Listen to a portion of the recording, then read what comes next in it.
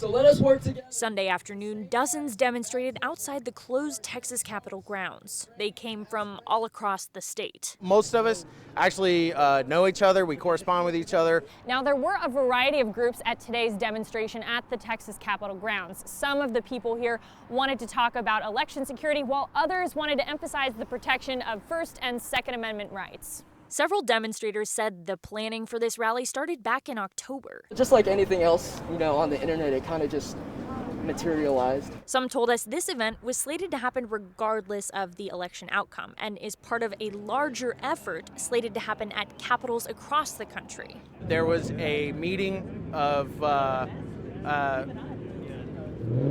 all of us that are involved in this in Kentucky, and I drove 15 hours for a 2-hour meeting and drove 15 hours back.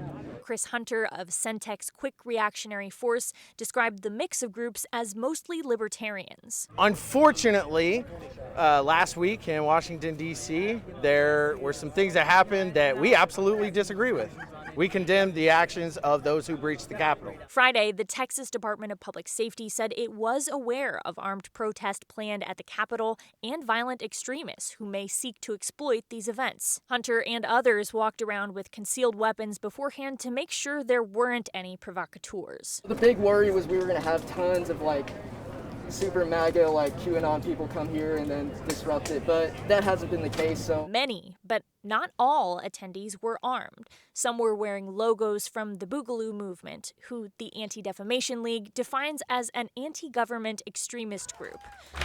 After around 4 hours, everyone involved had headed out, except for the state troopers who will be monitoring the Capitol in the coming days. In Austin, Alyssa Goard, KXAN News.